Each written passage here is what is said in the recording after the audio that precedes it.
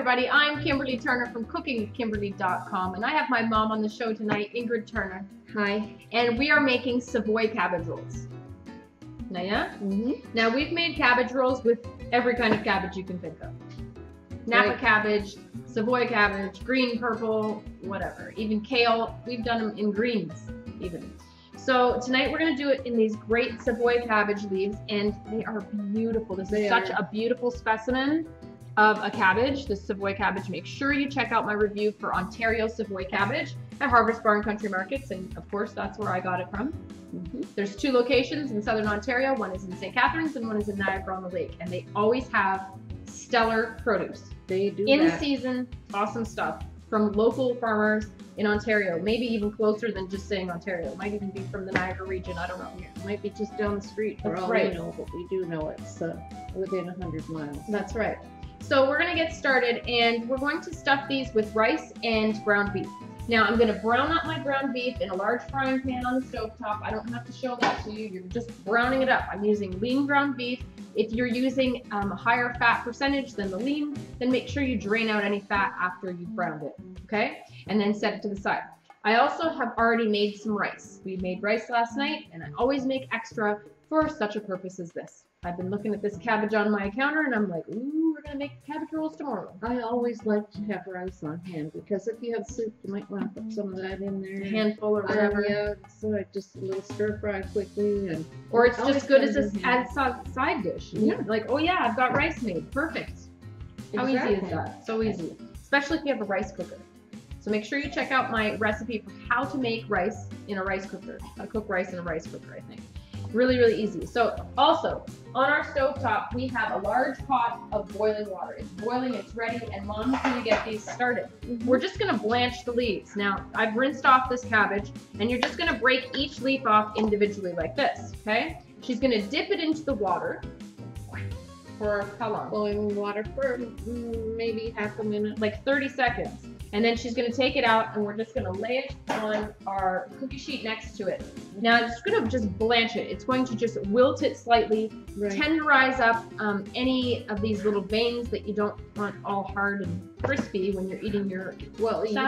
And you can't roll it up if they are all stiff. That's right. They'll just break. Snap, snap. Now we are of Ukrainian, well, I'm from Ukrainian and German descent. Mom's German, and we eat cabbage rolls a lot. We make our own homemade cabbage rolls all the time, and we're excited to do it tonight for you. I would like to have them once a week at least.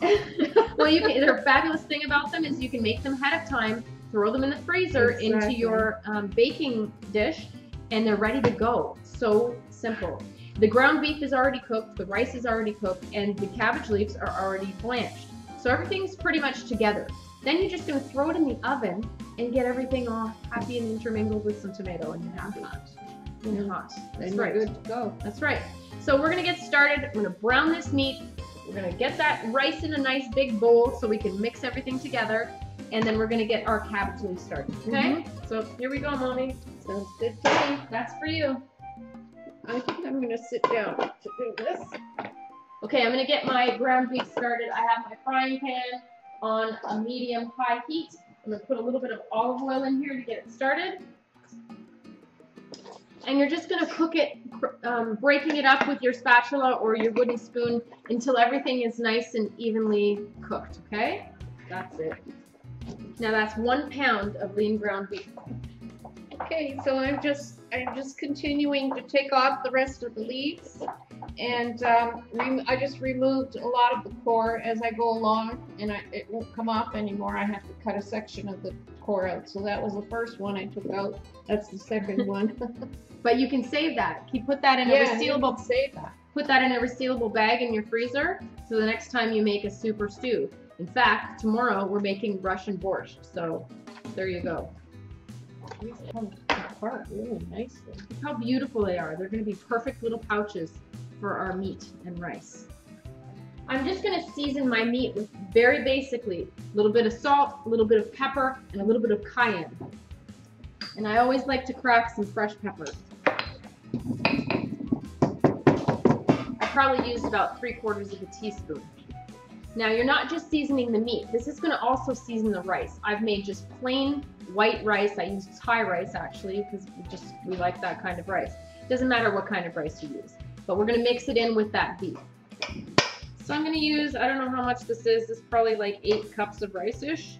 We don't know if you need it all. It just is gonna depend on how much you can stuff in your cabbage and how much cabbage you actually have. So that's what, maybe 6 cups, would you say? Yes. About 6 cups of rice. Now, we had a big, giant, beautiful bunch of Ontario dill. Make sure you check out our review on that. And they still have them available at Harvest Barn. But we didn't use it all when we canned. We did some beautiful dill pickles. Make sure you check out the recipe for how to can Mom's dill pickles. They turned out lovely. But we dried the rest of the dill so we didn't lose it, or waste it.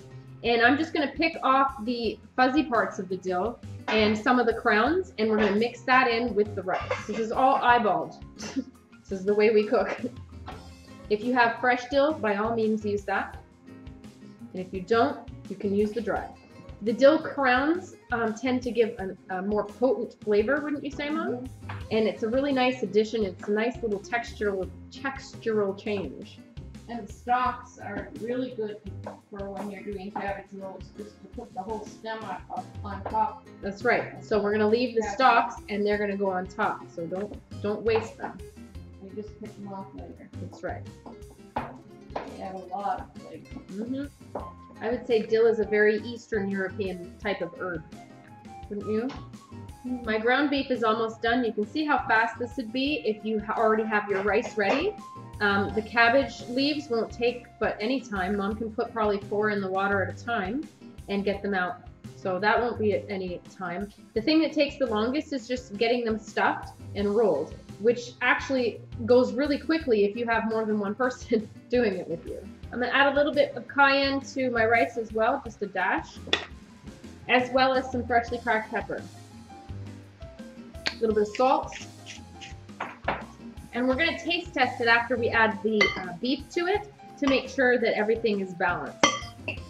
You wanna make sure that it tastes good before you stuff all those cabbage leaves with it. Now, dill is a nice herb that can stand up to the strong flavors of cabbage and the tomato, and it carries through nicely. I'd say I added what, maybe if you're gonna add fresh dill, I would add about a tablespoon. Mom? Yes. Now, many recipes call for onion and garlic, but we are somewhat of an onion and garlic-free home these days, aren't we, Mom? Well, I like it, but we have certain people that Exactly. Not everybody enjoys onion and garlic all the time. So we are not adding onion and garlic, but if you want to, now's the time. Go ahead if you like. I would saute it up first, or I would saute it with my beef. Now my beef is done. It is just browned up, as you can see. It's already a lean beef, so I don't need to drain it. And I'm going to put it in with my rice now. It'll help cool it off a little bit so that we can actually handle it to wrap these leaves up. Stir it through. Now some people make cabbage rolls and they're meat based. Some people make cabbage rolls and they're completely rice. We like a combination of the two, not even half and half. A little bit less beef to rice in proportions, yes? Yes. A third. Yep. It looks perfect, actually. I don't even mind if you just sprinkle it on. Right? Now that looks about perfect to me. And there you go. Now we're going to do a taste test. Mom too. Mom's nearly done her cabbage leaves.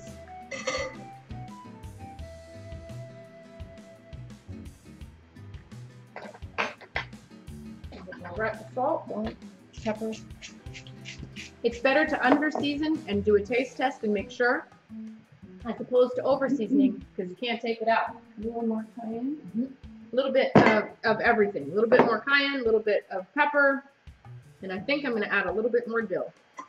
So make sure you season this to your taste. It has to be something that you enjoy. It doesn't matter what we say. It matters what your taste buds say. So taste test it. See what it is that you need to add to for your own liking or your family's liking. Shucks, you could do cabbage rolls that are Mexican taste. You know what I mean? Italian even. It's really whatever you feel like and whatever you have on hand. It's a relatively inexpensive dish to make. You need a pound of ground beef, some rice, and a cabbage. Cabbage is very inexpensive. So you can see how this would really stretch to feed a family and be a really cost-effective meal on a budget. And delicious. And very delicious. You don't feel like you're skimping when you're eating cabbage rolls. Okay, our taste test is great now. It's great. We have it nice and flavorful. You want to make sure that your rice and your beef are really evenly mixed so that you get a nice combination inside each cabbage roll. You don't want a big chunk of rice and not any beef, etc. Mom's noticing that these Savoy cabbage leaves are taking a little bit longer than other leaves, such as a Napa would. Just do it for a couple minutes until they feel somewhat limp. Yes? And that's it. We'll be right back and show you how to roll these guys. Now, while Mom is finishing up her cabbage leaves, I'm greasing up a big baking dish. I believe it's a 10 by 14. And I'm using butter tonight. You can use olive oil or any other kind of oil you like. Butter just has a little bit more flavor. I also have ready a can of tomato soup. You can use any brand you like, but the tomato soup just gives a very different flavor than you can get with just plain tomato sauce or plain tomatoes. Okay? That's what gives a very characteristic flavor for our family's cabbage rolls anyway. Now I'm just going to slice up some tomatoes, fresh tomatoes for the top into slices, taking out the core. That's going to go over the top to keep everything nice and moist and flavorful. Okay, we have a few little pieces of the tiniest cabbage leaves. I'm just cutting them up in the bottom of the can. Because you can't stuff them. No, you can't. And we may have to get some more leaves off of one of our other cabbages just to fill the bottom up so we don't burn these when they go in the oven. Now I did 4 tomatoes, but my tomatoes were extremely small. So you probably only need 2 or 3 of a larger tomato, but I just want to cover the whole entire top with a slice, all slices of tomatoes all the way. Okay? Okay, so we've lined the bottom with some cabbage leaves, and we have our cabbage leaves ready. They've already been blanched. So what we're going to do is you have this nice tenderized leaf, and you're going to cut just the little triangle of the hardest stem part. This rib that's going through, the really strong one. You're going to cut just a couple inches of that out. And we often use those little pieces in the bottom of our dish until we've covered the bottom with cabbage rolls. So that's all you're taking out, a little chunk like that. And using a tablespoon, you're going to spoon, can't see, using a tablespoon, you're going to put it right into the center near the top of that strip that you cut out. You don't want to overfill these, okay? I would say just over a tablespoon. You're going to fold them over the corners like you're doing a Christmas present. And you're going to just roll those ends in and tuck everything in. So now I've got a nice roll, and I'm just going to push the ends inside each other here, inside that roll, so that everything stays nice and together. And you're going to put them into your baking dish, seam side down, to keep everything in. These are nice wide leaves to put a longer roll in. You probably put maybe 2 tablespoons in. Napa cabbages are somewhat more narrow, aren't they, Mom? So tuck those edges in, something like how you would do a burrito. Make sure the ends are tucked in, and lay them in the tray. Very nice. Rinse and repeat with all the cabbage that you have, or until your stuffing runs out. So cutting that out like that. This is a huge leaf. Yeah, you could probably do 2. Yep. Like that. Need to do 2. So with a large leaf, you can cut it into 2 pieces and do them that way. We make smaller ones. We make pretty small cabbage rolls compared to some people. They make huge ones, but not so fussy on what I do. Even half of that leaf you left you with a nice big cabbage roll. But these leaves stretch too, don't they? They do a nice job. Think of wrapping a Christmas present. These are definitely a food of love. Take your time if you have to. Before you know it, they're all done. Yep. What you'll notice with these, this Savoy cabbage is that the leaves are very nice and crinkly. But as you roll it, you can somewhat stretch them. They'll actually like move apart, right? Accordion. Yeah, like an accordion. And you'll be able to fit more of your stuffing in there. And it'd be easier to pull it around so that you can close it up. Yeah? I've been using the big leaves, making them into 2, and Mom's been using the more smaller ones for the inside. And we almost have a tray done. They're mostly kind of a challenge. Yeah. But any of that cabbage that is a little bit harder will soften up because we're going to put this in the oven. And it's just going to all get very happy. Now we have a beautiful tray of these. Aren't they pretty? Perfectly rolled, all lovely. Isn't that lovely? I wanted to show them to you before we top it. Now, we're going to save the rest of this meat. We have probably, I don't know, 2 cups of meat here, and we're going to save that. You can sprinkle it on the top if you want to finish while you're baking it, but you can save that too for stuffing whatever you like mushrooms or whatever you want, right? So first things first, we're going to put this soup on. I'm going to just spoon it over the top and smear it all over all of them. Make sure that they all have a little bit of this going on. Now these Savoy cabbage leaves have that wrinkly texture, and they're really going to hold on to some sauce nicely. Now we've preheated the oven to 350 degrees, and this is going to go for what, Mom? 40 minutes or so? An hour? Yeah. See, they're packed really tightly. So the thing is that we're going to start at 350. We may turn it down a little bit partway through because we don't need to cook it. We just need to heat it through. Right. And allow the tomatoes to kind of lose their juices and flow into the cabbage rolls. So just get all the flavors mixed together. Okay, that looks good. Mom is just cutting some cabbage leaves so that we can hold all of that moisture and flavor in. Pepper. If you're gonna go to all this trouble, make sure they're flavorful. Tomatoes are next. Slice them up. We're just gonna lay them on top. That keeps things moist so you don't have to add water. And flavorful. Yes, definitely. And actually, the riper the tomatoes, the more flavor they have. This is true. Oh, that smells so good. It looks so pretty. I'm going to use every bit of these 4 tomatoes. Perfect. And the juice. Yeah. And now we're going to stack the dill. Our oven is preheated. We're on good timing here. Now I've got these dill stalks that I took the leaves and things off of, and I'm just going to lay them on top of here. You're not going to eat these. You're going to pull these off after, but they're going to impart a lot of flavor at this point. There's still flavor left in these stalks. It's amazing how much flavor you can get into food without using onions. It is. Garlic. It really, really is. If you've never tried it, because you might think you couldn't. We used to cook everything with garlic. Everything was the first thing I wouldn't even know what I'm cooking yet. I'd get in the kitchen and I'd start chopping my onion and my garlic for whatever I was going to cook. And now, I mean, it's few and far between that we actually use onion and garlic. Yes? That's great. That's good. Doesn't it look pretty? Look at that. Lovely. Okay, now we have some extra pieces of cabbage we're just going to place on top. Kind of like a jigsaw puzzle. Okay, Mom so elegantly layered it. It's so pretty. And I'm going to put some aluminum foil on it. So do it just a little bit loose-ish. And into your oven it's going to go. Set your timer for about 40 minutes and check on it. Okay, they look great. It's been 40 minutes. Now I'm just turning it down to 300 degrees for another 20 minutes.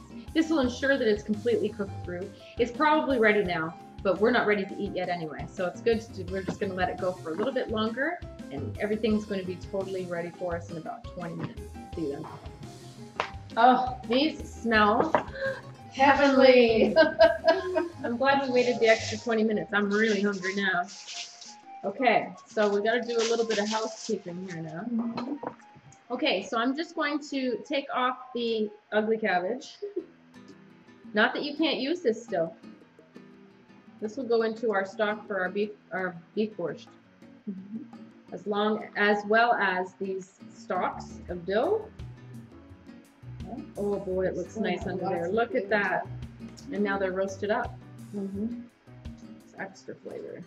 Look at how beautiful this looks, Mom. This looks so pretty. Boy, that's pretty.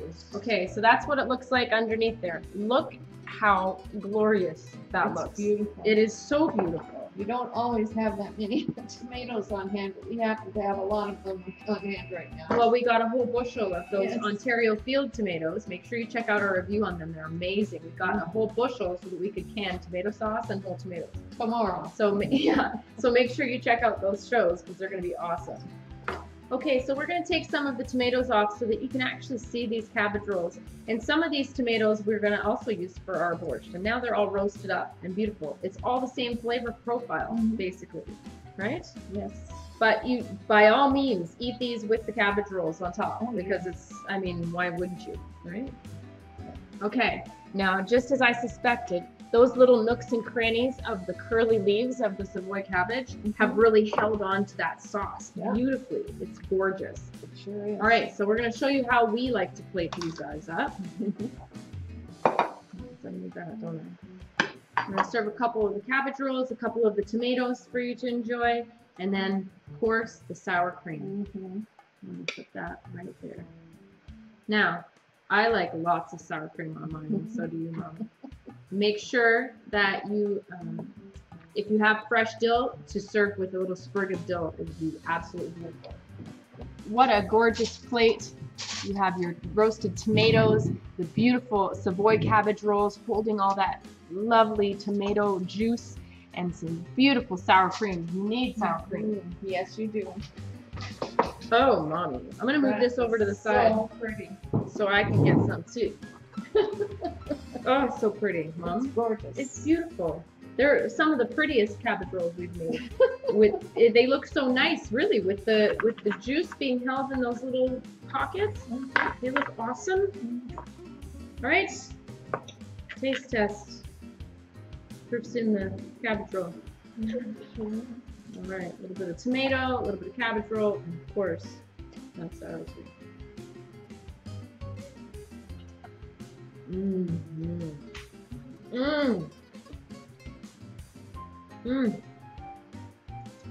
They held together beautifully. I mean, I can pick it up and show it to you.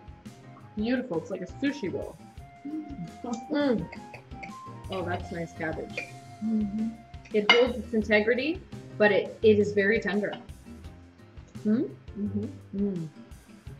It's definitely different from the other other cabbage rolls, but it's still good. Oh, yes. It's good. Well, I haven't met many cabbage rolls that have mine. Not a few. A few, but not many. Not any that we've made. No, never. Everyone has their way of making them. And that's just how their mama did it or how their grandmama did it. They're nice and moist.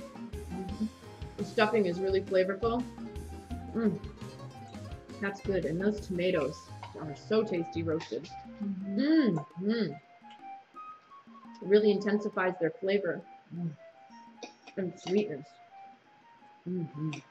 Well, we demolished some of those. I'm ready for a whole plate of them. So we're going to let you go. Make sure you check out more information about Harvest Barn Country Markets at harvestbarn.ca.